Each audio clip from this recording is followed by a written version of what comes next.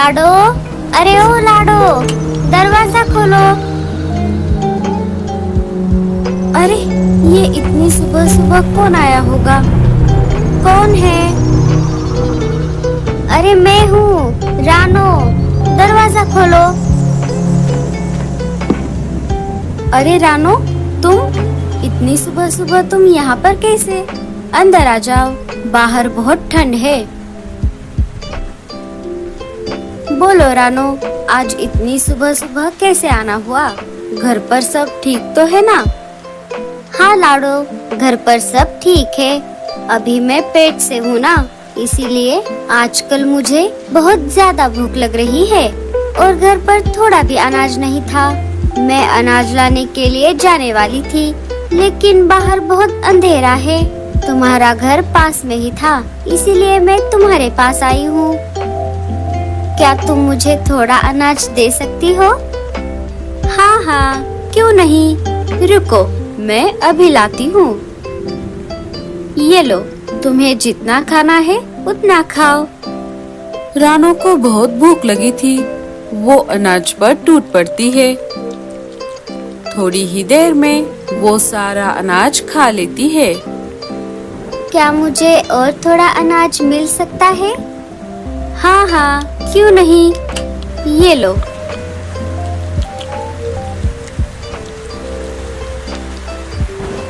लाडो, मुझे माफ कर दो, मैंने तुम्हारा सारा अनाज खा लिया। जब मैं अनाज लाने के लिए बाहर जाऊंगी, तब तुम्हें तुम्हारा अनाज लौटा दूंगी। अरे साथियों, ये देखो कितना अच्छा खेत है। चलो हम अनाज इकट्ठा कर लेते हैं। साथियों, हम अभी यहाँ पर भरपेट अनाज खा लेते हैं और बाद में ढेर सारा अनाज हमारे साथ घर लेकर जाएंगे। सारे लाडो की बात से सहमत हो गए। सबने भरपेट अनाज खा लिया और बहुत सारा अनाज अपने साथ ले लिया, सिवाय गोरी और कालू को छोड़कर। अरे गोरी, क्या हमें भी घर के लिए अनाज नहीं लेना? हमें अभी इस अनाज की कोई जरूरत नहीं है, क्योंकि घर पर बहुत सारा अनाज पड़ा हुआ है। अरे गोरी भाभी, आपके घर पर अनाज पड़ा हुआ है, ये तो बहुत अच्छी बात है। लेकिन अभी हम इस खेत में हैं, तो आपको यहाँ से भी बहुत सारा अनाज अपने घर लेकर जाना चाहिए। क्या पता अगली बार जब हम वापस यहाँ आए और इस खेत का मालिक पहले से ही सारी फसल काट के ले जाए, तो आप क्या करोगी? हाँ हाँ गोरी, टूनी बिल्कुल सही कह रही है। तुम यहाँ से भी ढेर सारा अनाज अपने साथ में ले लो।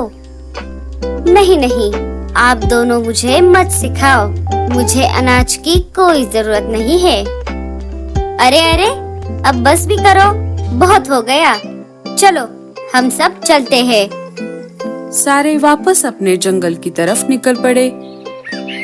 कुछ दिन बीत जाते हैं। पंछियों ने जो अनाज घर लाया था, वो अब खत्म हो रहा था। फिर एक दिन सारे पंछी मिलकर वापस उसी खेत की तरफ निकल पड़े। जब सारे वहाँ पर आ गए, तब उन्होंने देखा वहाँ पर अनाज का एक दाना भी नहीं था। खेत के मालिक ने सारी फसल काट दी थी। अरे बाप रे, ये क्या हो गया? टूनी, तूने बिल्कुल सही कहा था। अगर उस दिन मैंने तुम्हारी बात मानी होती, तो कितना अच्छा होता। अजी, अब हम क्या करेंगे? घर पर तो थोड़ा भी अनाज नहीं है। गोरी भाभी, आप चिंता मत करो, हम सब आपको हमारे घर का थोड़ा थोड़ा अनाज दे देंगे। नहीं नहीं, मैं मेरा अनाज किसी को नहीं दूंगी। हाँ हाँ, मैं भी नहीं। सारे निराश होकर खाली हाथ वापस अपने जंगल की ओर निकल पड़े। रास्ते में उन्हें एक जगह सेब का पेड़ दिख गया। अरे साथियों, वो देखो, सेब का पेड़। चलो हम सब मिलकर सेब खाते हैं। अरे वाह वाह वाह वाह, ये सेब तो कितने मीठे हैं। सबने पेट भर के सेब खा लिए। चलो, अनाज नहीं तो नहीं, हम इस पेड़ के सेब हमारे साथ लेकर चलते हैं। सबने फुर्ती दिखाकर पके हुए लाल लाल सेब तोड़ लिए, लेकिन कालू और गोरी को एक भी पका हुआ सेब नहीं मिला। कालू ने उस पेड़ का एक कच्चा सेब तोड़ लिया। गोरी, तुम नाराज मत हो, आज नहीं तो कल ये सेब जरूर पकेगा। सारे वहाँ से निकल पड़ते हैं। लाडो और रानो ने कालू और गोरी को अपने साथ लाया हुआ थोड़ा थोड़ा अनाज और एक एक पका हुआ सेब दे दिया। रात हो जाती है, सारे पंछी सो जाते हैं। सुबह हो जाती है। सुबह होते ही आसमान में घने काले बादल छा जाते हैं और देखते ही देखते मूसलाधार बारिश शुरू हो जाती है। अरे बाप रे, बारिश तो बहुत तेज है। आज मैं अनाज लाने के लिए बाहर नहीं जा पाऊंगी।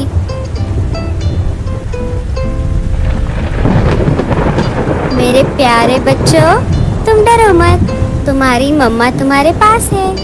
ये तुम्हारी पहली बारिश है। बारिश हमारे लिए बहुत जरूरी होती है, उसी से हमारी पूरी प्रकृति चलती है।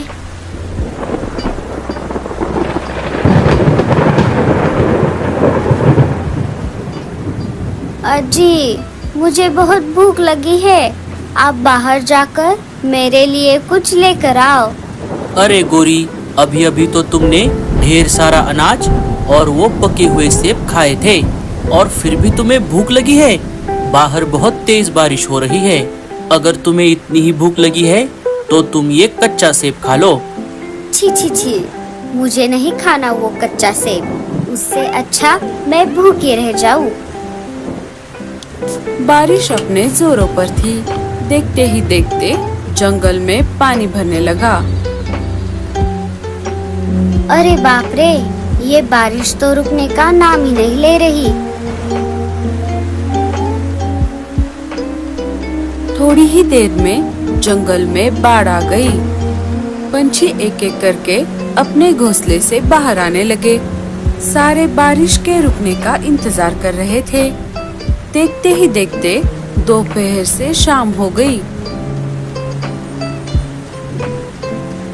अजी, अब मुझसे भूख बर्दाश्त नहीं हो रही। मुझे अभी के अभी कुछ खाने को चाहिए। मुझे ये पहले से ही पता था, इसीलिए मैं ये कच्चा सेब मेरे साथ लेकर आया था। अभी के लिए तुम इसे खा लो।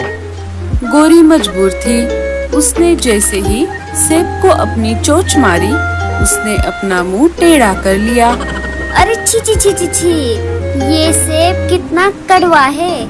ऐसा बोलते हुए गोरी ने वो सेब बाढ़ के पानी में फेंक दिया। जैसे ही उसने वो सेब पानी में फेंका, वैसे ही उस सेब से धुआं निकलने लगा और देखते ही देखते वो छोटा सा सेब एक बड़े से सेब के घर में बदल गया और पानी के ऊपर तैरने लगा। उस घर में ढेर सारा अनाज भी था। अरे साथियों, ये देखो, सेब का घर। घर इतना बड़ा था कि सारे पंछी एक एक करके उस घर में आ गए। अरे वाह, ये घर तो कितना बड़ा है। जब तक बारिश चलती रही, सारे उस घर में रुक गए। एक दो दिन लगातार तेज बारिश चलती रही। जब बारिश रुक गई, तब बाढ़ का पानी धीरे धीरे कम हो गया। जब सेब का घर जमीन पर आ गया, तब गोरी ने सारे पंछियों से कहा, चलो चलो, अब सब मेरे घर से बाहर निकलो। ये घर सिर्फ मेरा और कालू जी का है। जैसे ही सारे बाहर आ गए, सेब का घर गायब हो गया। अजी, हमारा सेब का घर कहाँ गायब हो गया? सारे जोर जोर से हंसने लगे।